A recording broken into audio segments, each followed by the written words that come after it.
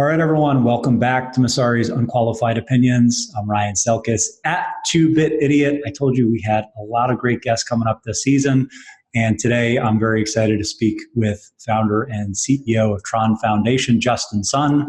It's sure to be an eventful conversation. So, Justin, I think there's a lot that we can cover in this discussion. Tron is a somewhat controversial project in the West, very popular in the East. You've been tremendously successful with M&A. There are, generally speaking, a number of misconceptions around the Asian crypto scene versus the European and US crypto scene. I think we want to cover all of those. But for starters, I really want people to just hear directly from you about your background, how you got to this point with Tron, and then we can talk a little bit about where you're going to go. But for starters, let's just separate fact from fiction and tell people a little bit about your background and where you've taken Tron to date. Sure. Hello, everyone. I'm Justin Sun, the founder of Tron. So basically, I born in China, and I went to Peking University in 2007. After finish my undergrad, I went to United States in Philadelphia, University of Pennsylvania, for my master's degree. So around 2012, I started to have my own business. So this is basically the 8 years for my entrepreneurship. So I get into crypto world very early. I also work for Ripple for a year and a half. Before I started my own crypto company. So in 2017, I started Tron. And in these 3 years, we got numerous progress. And I'm very excited, want to share all the news and all the updates to you.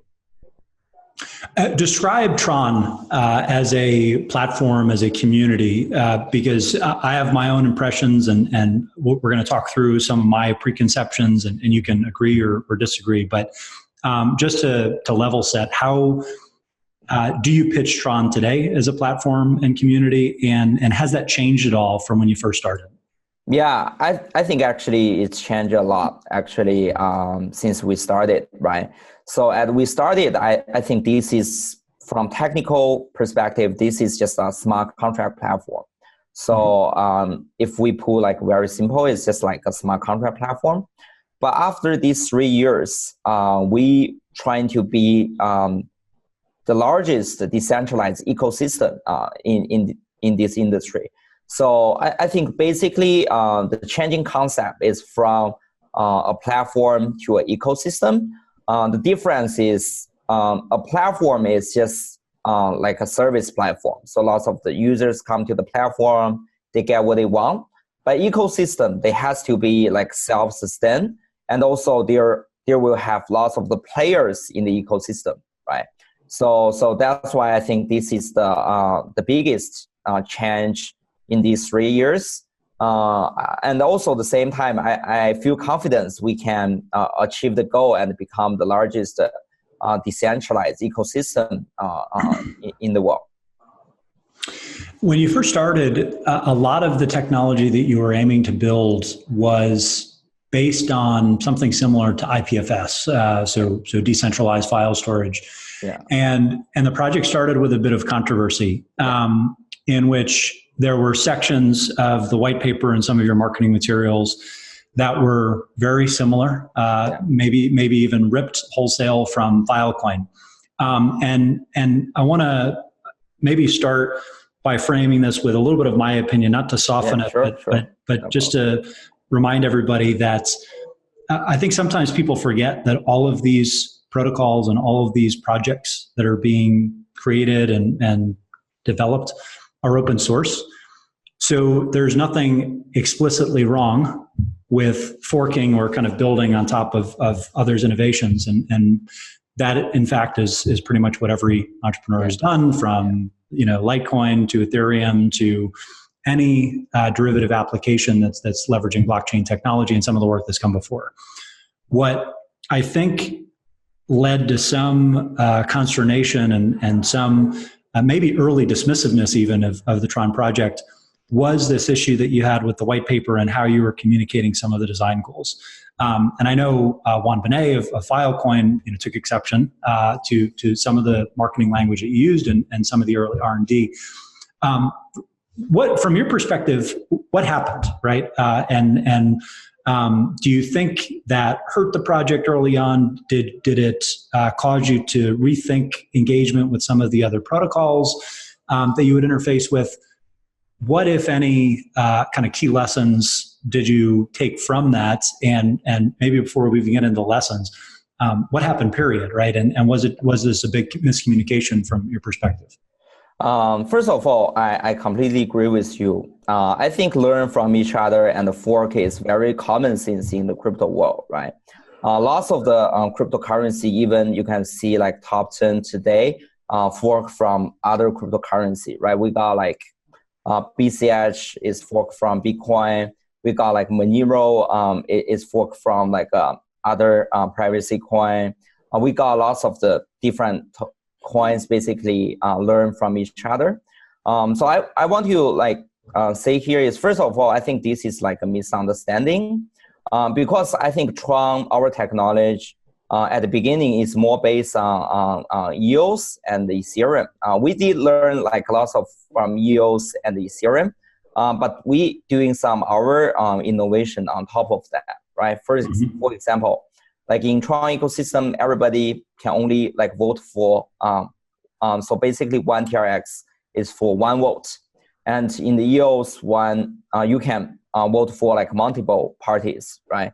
So we did some like alteration and our self-innovation on top of the protocol we learned.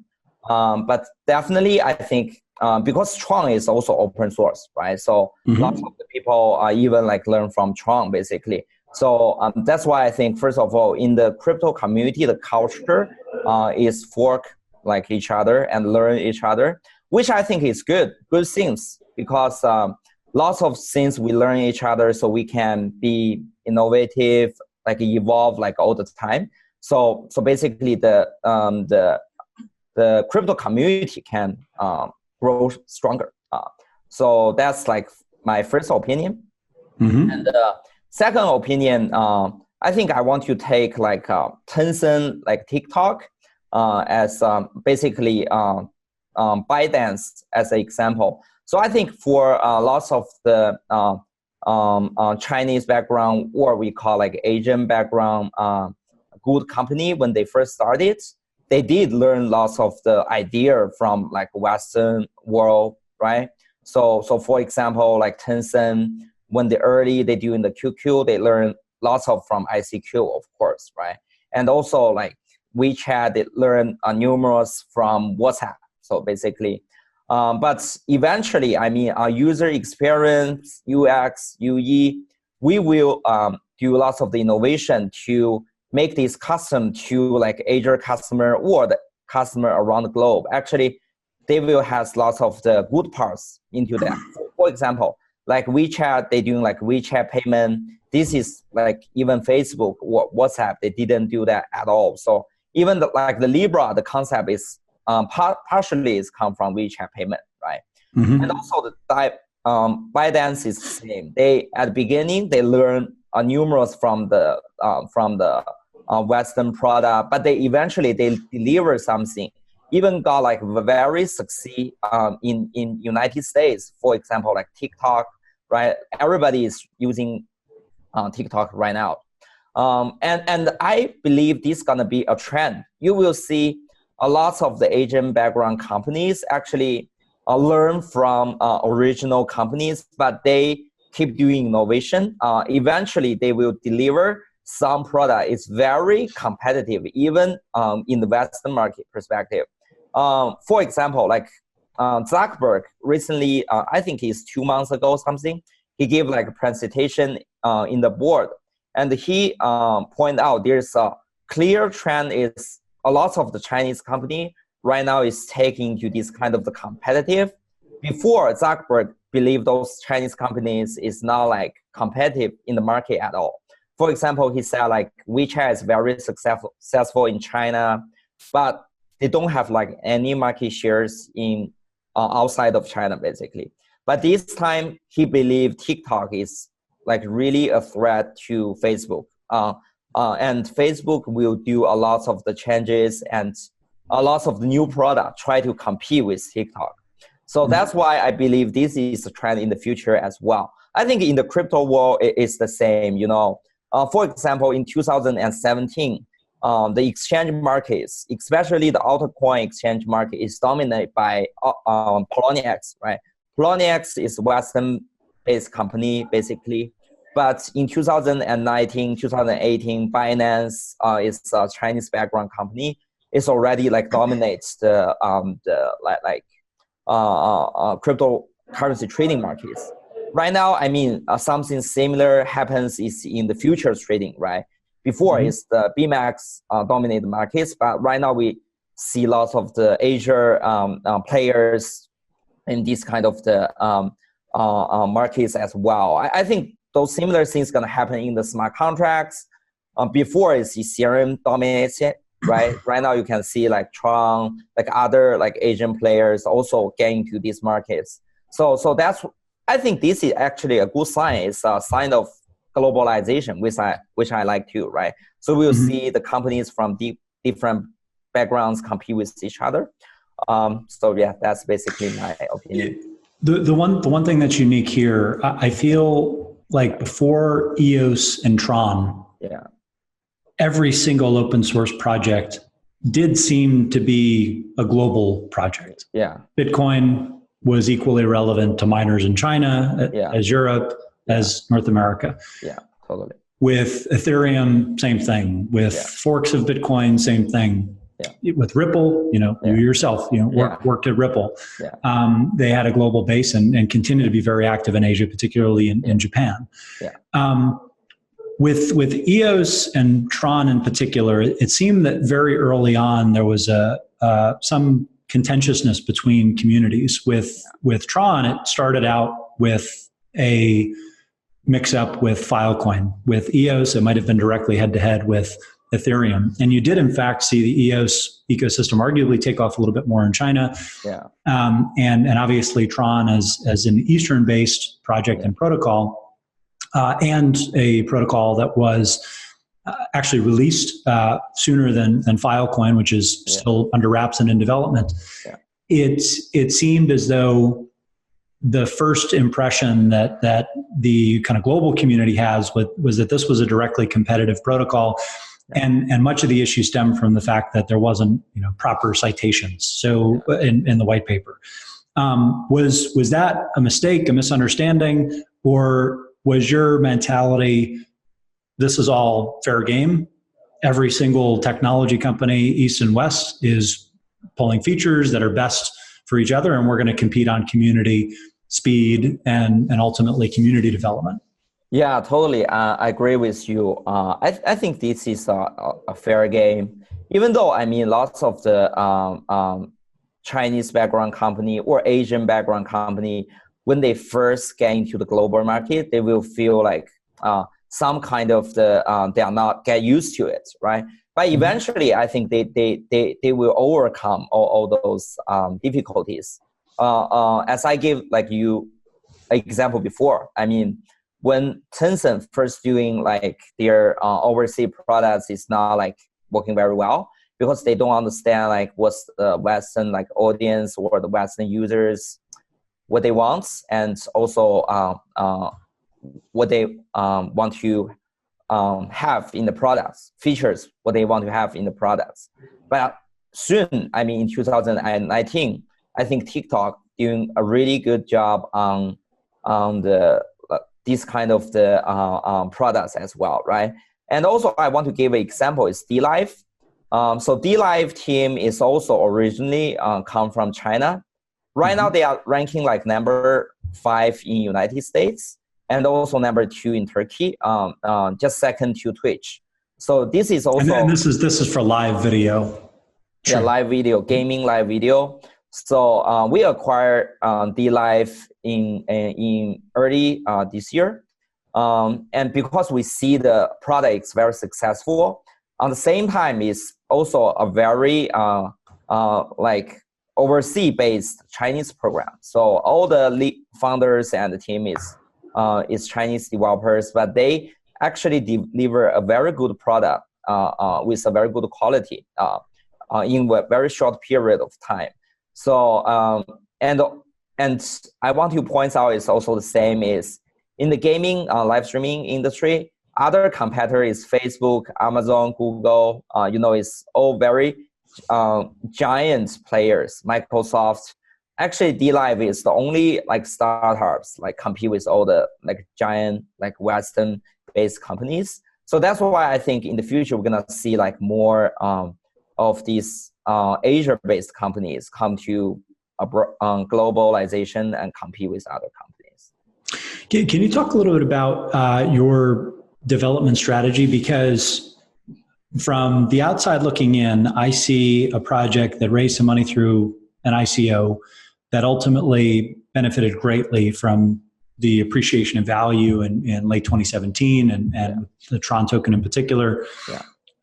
And then that transition focus to acquiring other open source projects and then spinning up tokenized elements of these different platforms. And a skeptic might say, well, this is just a continuous ICO, right? You use funding from TRX, you'll use that capital, you'll redeploy it to acquire, use that liquid capital to acquire some other company, and then ultimately either realize value through that subsidiary's P&L, or you'll do another token sale. Yeah. Is that fair, right? Is that a macro strategy? Is it something that you would continue to do, or is there something deeper that I might be missing? Because when I look at the different parts of the stack and the different entities that you've acquired, it looks more like a conglomerate of projects than one complementary system. Yeah. But I'd be curious how you think about M&A strategy in general and how this all fits together for both the Tron Foundation, you personally, but also for the Tron ecosystem and TRX holders. Yeah, sure. So I think we are like the first entities or the first person to introduce this acquisition into the open source world, right? So actually, acquisition is very common. I mean, in the business world, but it's haven't been happen in the crypto world. I think before 2018, right? I think Tron acquired Bittorrent is one of the biggest moment for the acquisition, basically in the open source world and in the crypto world. And after that, I see lots of the companies and the players start to doing the same, right? We can see Stellar, they acquire Chain, right? Chain.com, and we see Coinbase acquire Earn.com. We see recently Binance acquire India trading platform, and also they acquire DLive Review, acquire Trust Wallet. So definitely, first of all, I think on the industry level, I think we will see more and more acquisition happens in the future, which I think is a good thing, which means open source world and the crypto world become more mature.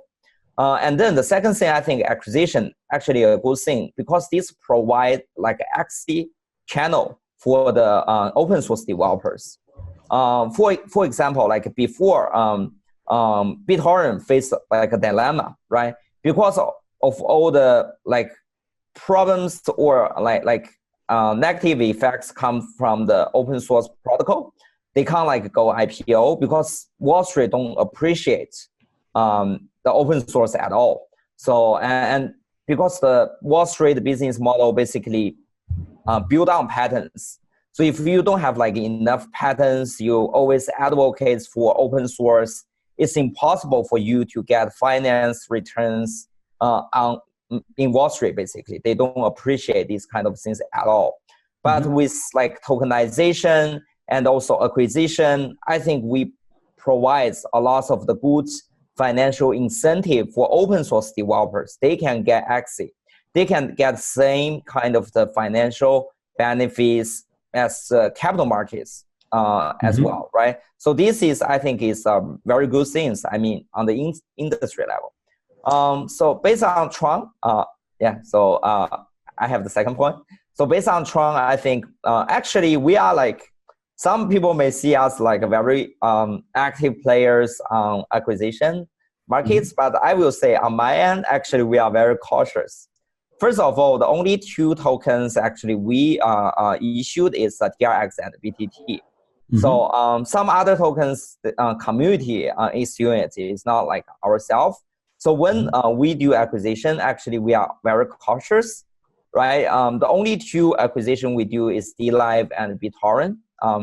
Other acquisition, we are like investors basically. We are backing the projects, but we are not the person who lead those projects. And so this applies to Steem and Poloniex? Yeah. So and also Wink, right? We cover with finance on Wink. We are only the investors. And also of course Steem, we haven't say like anything about Steem yet, right? So it's all like in commercial like discussion. We haven't like released any news. And also the same time for the token, actually we are very cautious. So after we acquired DLive, we decided not to issue like any new tokens. So we would rather like focus on building like BTT and TRX ecosystem. So I don't believe like this is a good strategy. So you basically acquire a company and tokenize it without like any kind of the consideration or second thoughts, right? We believe we still need to be like very cautious on acquisition, also on tokenization of the project, because we believe the tokenization means like lifetime, liabilities on those projects, right? We definitely want the project to be like very successful in the market. We definitely want the projects to be like tokenization actually helps projects, right? So that's why, even for like BTT tokenization with all the BTFS, BitTorrent speed, DLive comes out of the projects, we really want the tokenization helps the BitTorrent protocol to grow stronger. So we want this to be like 1 + 1, like bigger than 2, right? So that's like our strategy. So I think we need to be cautious actually on tokenization. That's my point. Yeah. How have people been using TRX and BTT more recently? I think TRX, it seemed, was getting quite a bit of pickup in gambling dApps and gaming. Is that still the case? Where do you see the core market for TRX, and do you expect that is going to be more integral to some of these other services that you've invested in or acquired? Yeah, sure. So first of all, I think in 2019, we got like the best year, right? So we surpassed both Ethereum and EOS on the app developments. Lots of the people right now is saying like gaming, gambling is all on Tron, right? Not on Ethereum and the EOS. They may take like a negative like angle to talk about these things, right? But from my perspective is, I find out it's like right now, because the gaming and the gambling developers, they find the Tron is the best platform for developing, right? So that's why they are all doing business on Tron. Instead of like, we are like encouraging lots of people like doing gambling and gaming apps on top of the platform, because we don't like funded any of these kind of the apps, right? So if they find out it's not like the platform is not, ecosystem is not sustainable, they won't like invest their develop resources or their manpowers on top of the protocol, right? So which I think is a good sign. And also with our like Samsung partnership, because we got like more distributed channel, we can distribute it in Samsung Galaxy Store, we can distribute it in all the Samsung phone. I think the DApp ecosystem will become even more like successful. In the future.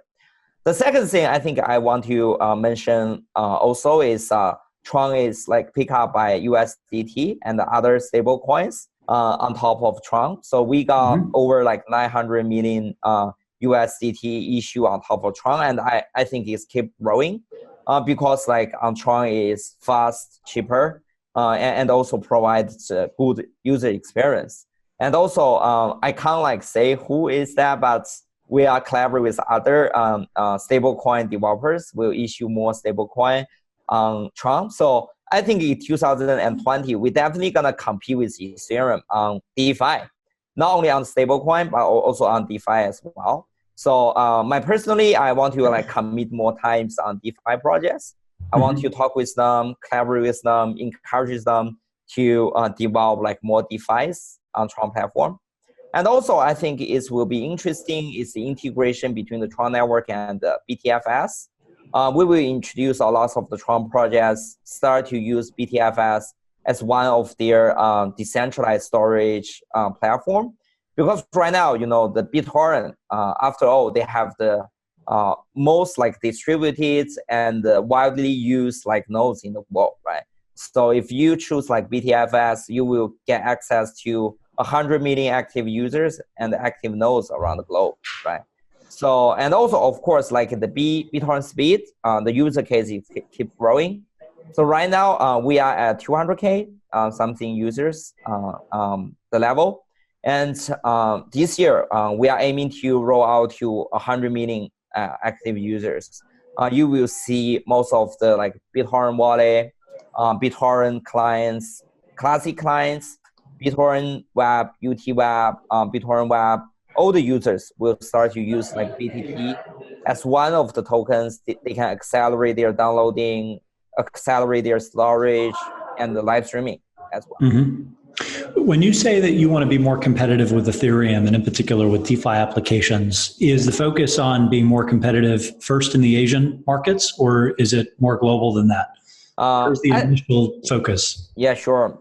First of all, I think our initial like objects is on Asian market, because even though I don't know if you noticed, like even USDT is widely used in Asian markets rather than like Western markets, right?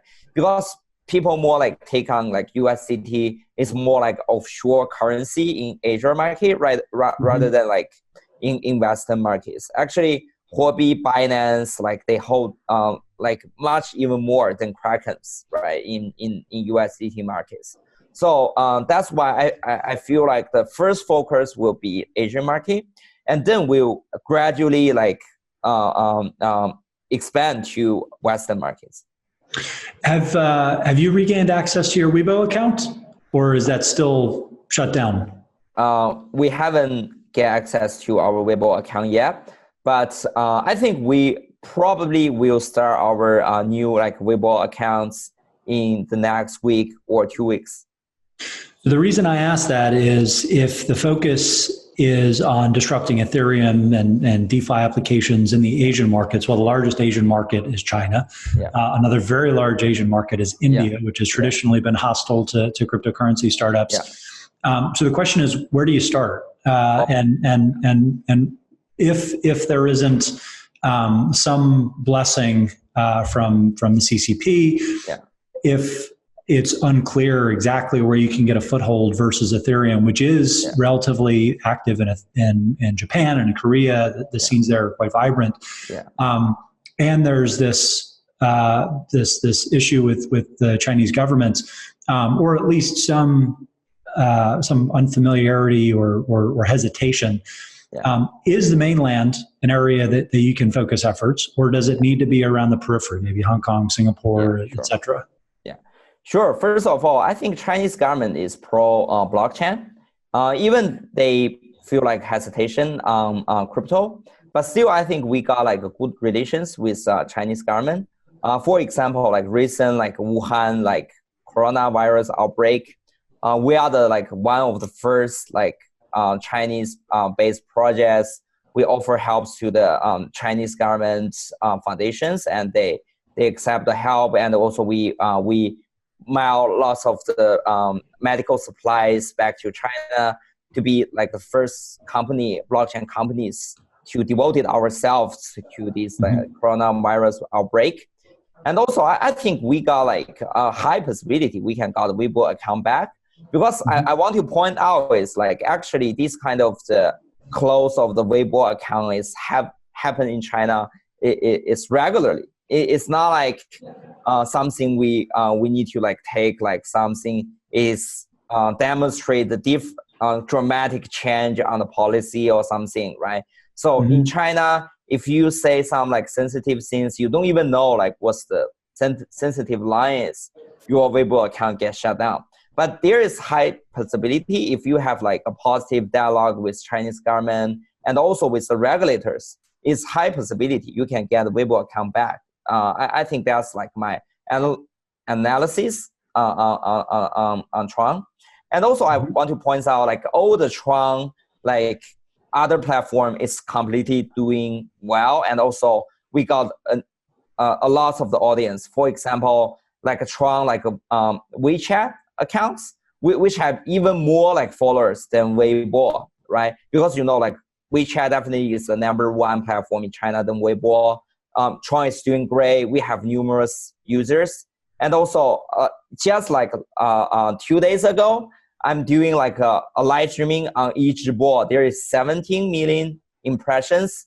A lot of people go to each board. It is doing fantastic. And this is like inside of China with a Chinese like app empower them. So definitely, so that's why I think there is also some misunderstanding, right? Some people feel like maybe because they are not like very familiar with Chinese policy or localization, they feel like, wow, it's like China shut down crypto. This kind of become like a forbidden zone, right?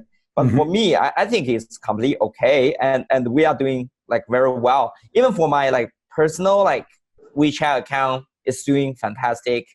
We posted lots of the Tron updates like every day. So I will feel like China still like a very good market, and we will focus more on have positive, constructive like dialogues with the regulators and also continuously to promote blockchain developments in China. And second thing is India. So I will finish really quick. Sure, go ahead. Yeah. India, I think totally we have lots of the goods distributed channel because we have like over 25 million users in India in Bittorrent alone. So we actually have a large like audience in India. Bittorrent is one of the most like popular apps in India. We have lots of the followers know us because of Bittorrent. So definitely, I think we will leverage our exposure in India with Bittorrent. And also, of course, you know, like Korean and Japan, especially Korean, they love Tron. So in 2018, Tron is one of the most like popular trading tokens in Korean. And also at the same time, you know, this year, February like 29th, our Nitron 2020 is in Korean so as well. So definitely, I see lots of the people in Korea and Japan embrace Tron. How much time are you spending in China versus San Francisco? Like, where are you physically? You don't have to tell me the exact location for security reasons. Yeah, sure. Obviously, Sure. But I'm curious because I think it kind of illustrates where you could expect to see some progress with some of these different ecosystem investments. Yeah, totally. First of all, I think it's 1/3 Western countries like United States, Europe, around globe, but more focused on developed countries, you know, and the 1/3 in Asia, like all the country we mentioned, and also 1/3 around the globe. So I also sometimes travel to, for example, like Bermuda, like Malta, and also other countries very friendly to cryptos, right? Want to learn more about like crypto from them. But basically, I think it's like 1/3 worldwide travel. So 1/3 Asia, like 1/3 like Western developed country. But you are still spending time in mainland China. Sometimes, yeah. Okay. Yeah. The other area that maybe we can spend a little bit of time on is just generally speaking, all of the marketing that you've done to date.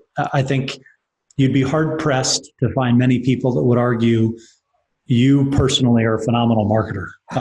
And like any strength, taken too far it can become a vice. But Yeah. in the happy medium, it's certainly a competitive strength that the entire ecosystem has. Yeah. How do you think about marketing without pushing the line into hyperbole or over-promising, or some might even go so far as to say misleading investors, right? Because you've certainly delivered on quite a bit on the M&A front. There is a very interesting technical portfolio that you have under the Tron Foundation umbrella, to be sure, Yeah. and increasing development on the TRX ecosystem. Where do you draw the line, and how do you think about the cost benefits for some of the different initiatives, like the Warren Buffett lunch, like the Nitron promotion, and all of these different initiatives that you have? Yeah, sure. First of all, unlike like many people will see me like a professional marketers, I think I'm not like a professional marketers. Actually, I will see like marketing more like communicates. So basically direct like communicating to the community. I think I'm the first like founders is very like active on Twitter since like 2017. Even before that, I think Charlie Lee, like Vitalik has Twitter, of course, but they are not like me because I tweet like all the time, So, and also I directly communicate with like community members almost like every day, like since like 2017. So I think the reason people see me like a great marketer is because I like insist on communicating with community like on daily basis, basically, and willing to like talk with them like with everything I see, right? Sometimes, I mean, I really like learn some lessons, some like examples you give to me, right? It's definitely some lessons I learned from like communicate with communities. So sometimes because I just say what I want to say, Before that, we don't even have like a PR team to review all the things I say. So because, I just take the community as one of my friends, I mean, across the table. So sometimes if you like just say that something you say just on the table, or just like, it's just like a private chat, sometimes your words will be misunderstood by others, right? So after I find out like my Twitter actually right now have like 2 million followers, something I see, something I say may become like headline of tomorrow. So I even become like more like cautious right now.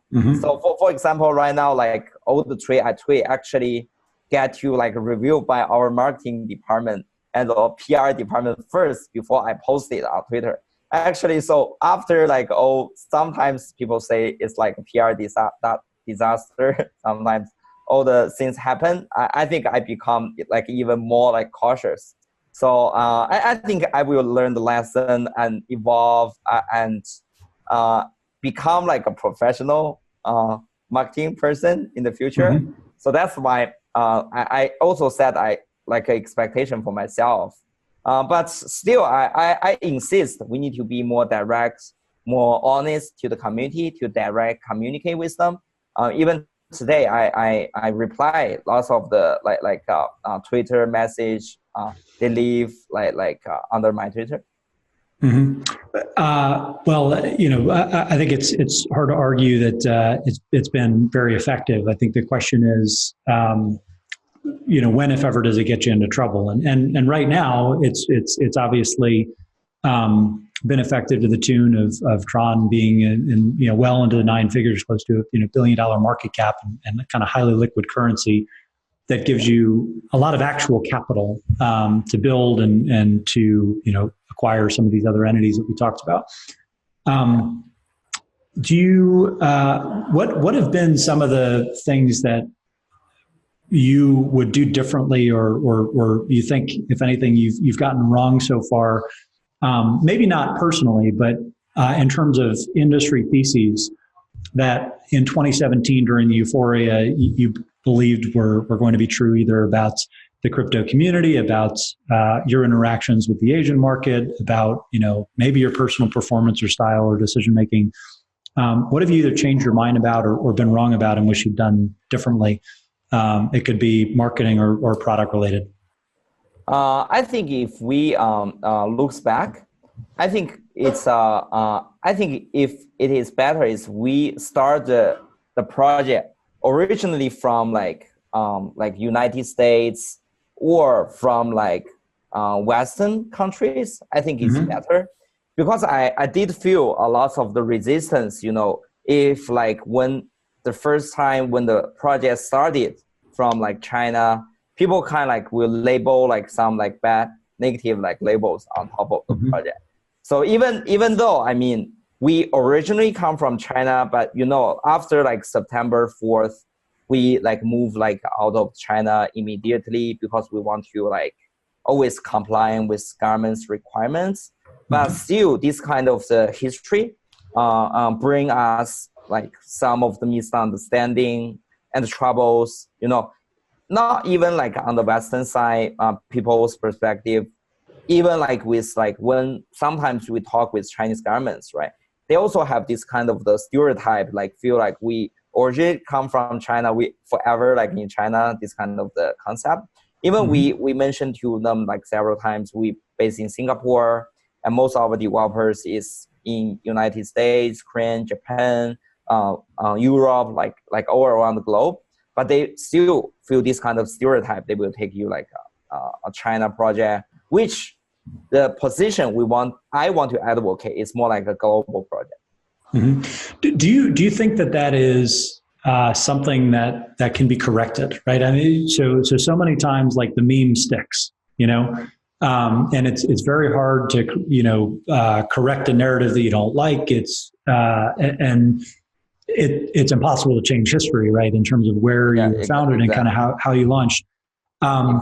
Is this something that can be corrected, number one, and number two, should it be corrected if the future is Asian, right? And ultimately, your competitive strengths as an ecosystem are likely going to be Eastern versus Western, maybe because of the initial launch and some of the early controversy and just the familiarity with that end market versus what is otherwise a very Western-focused Ethereum community and arguably Bitcoin community in many senses, at least on the developer front as well. Yeah, sure, totally. First of all, I think it can be corrected. First of all, it's just like myself. I born like in China and spent like the first like 21 years in China, right? But eventually, I view myself right now as like a global citizen, rather than like a citizen of like any countries. I view myself like a global citizen. So I think this is kind of like the same things happen in Tron. So even though we are originally come from China, right now we view ourselves like a global projects. And I think in the future, as long as we spend like more time on globalization, on like educating the global community, I definitely feel like, for example, like after 20 years or 10 years, when people look back, they don't even believe I'm born in China or the Tron is originally come from China. It's just like TikTok. Sometimes I talk to my friend, do you know this app is developed by like always Chinese developers? They won't believe it. They say like, no way, it's not gonna happen, right? So like all the product we see is like developed by Instagram. I saw it's like come from Facebook.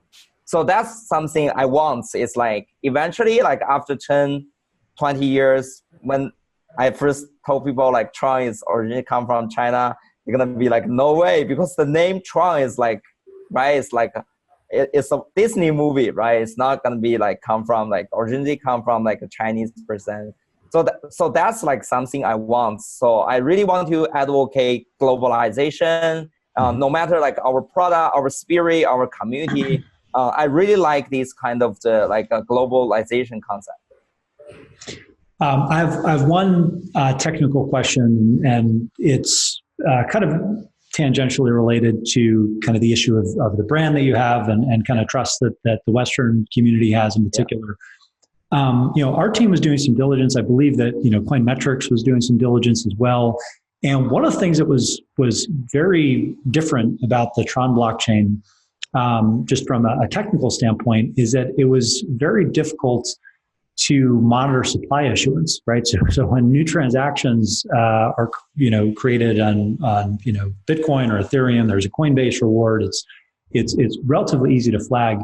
Are there quirks to the Tron blockchain that make it difficult to either track the supply issuance and on-chain transactions, or track what can be locked and if accounts can even be locked on chain? Because this obviously has a pretty meaningful impact on what the distribution looks like, not just from the Tron Foundation, but for many of the early holders.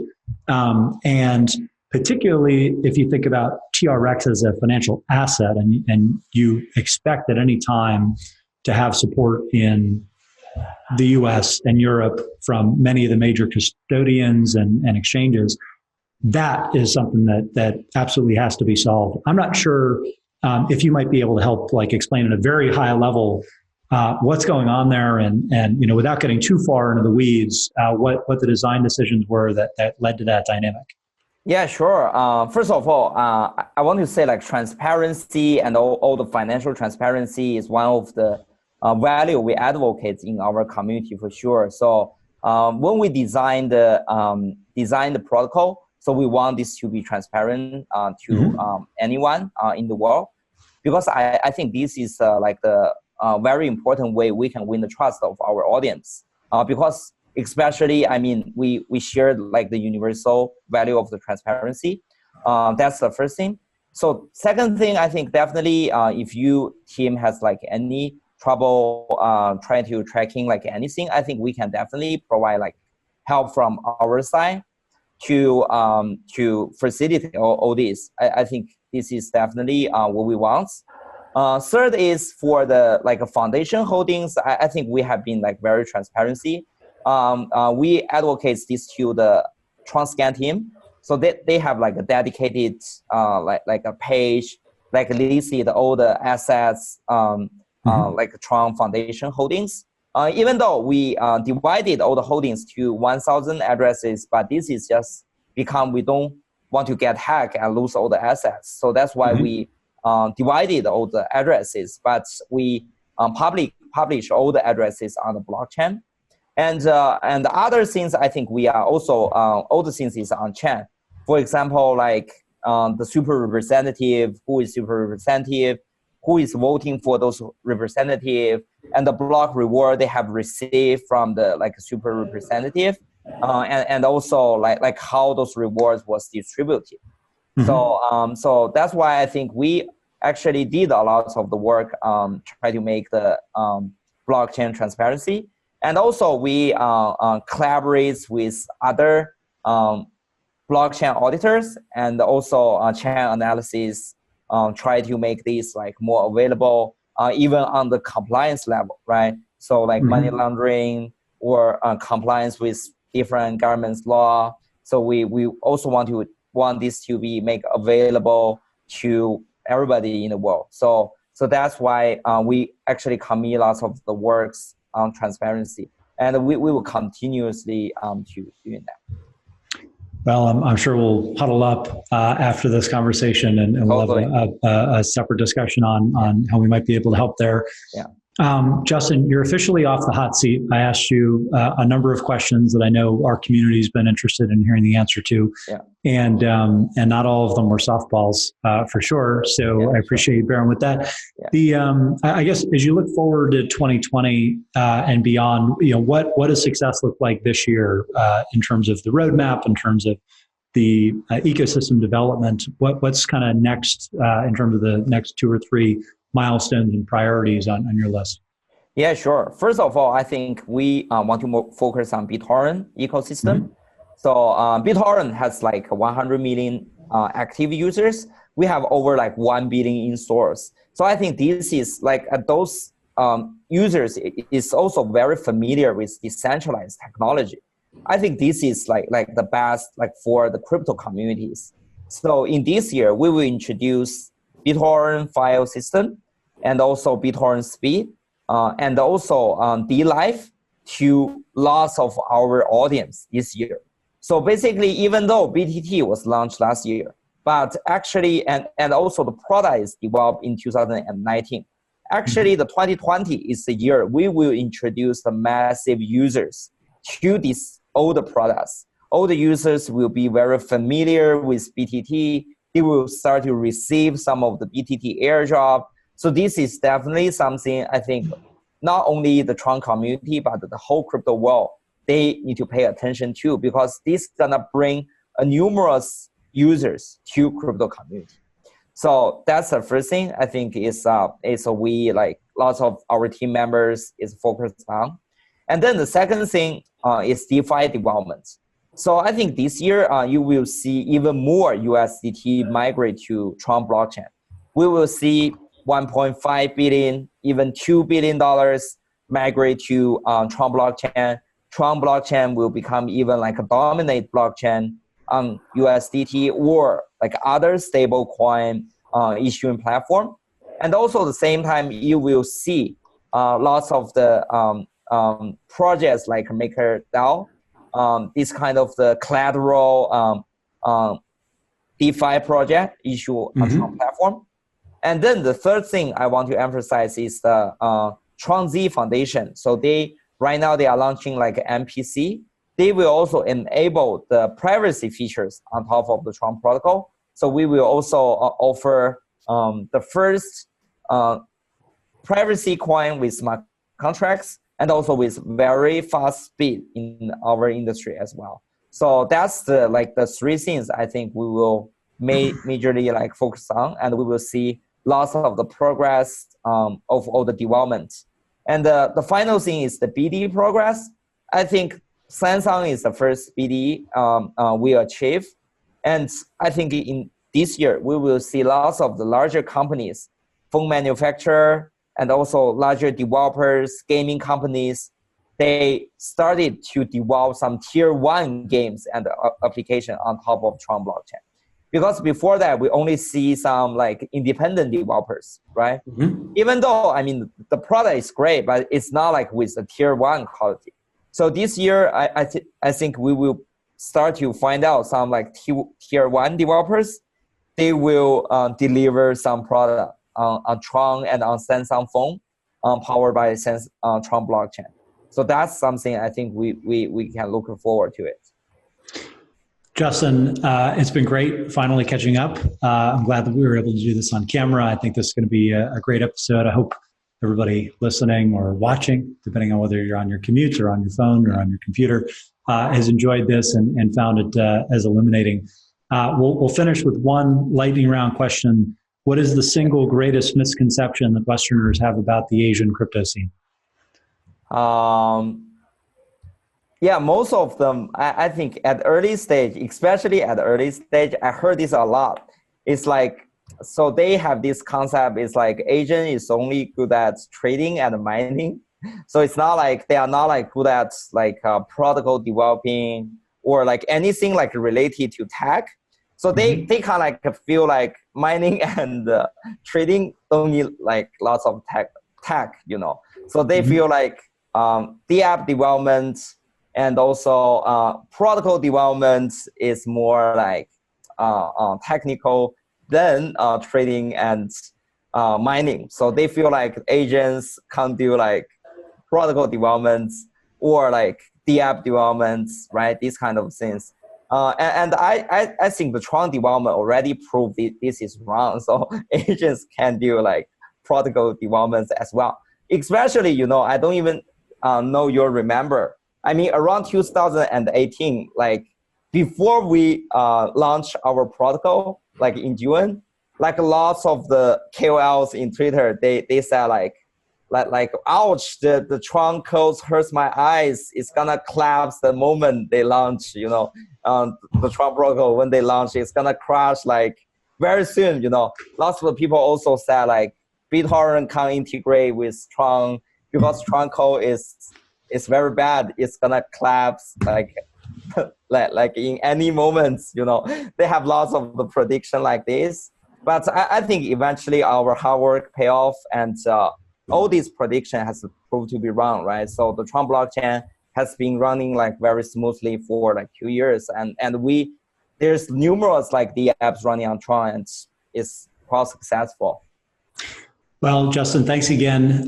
This has been a terrific conversation. Thank you to everybody for tuning in, and best of luck this year. We'll do it again soon. Fantastic. Next time. Thank you so much. Yeah, thank you so much.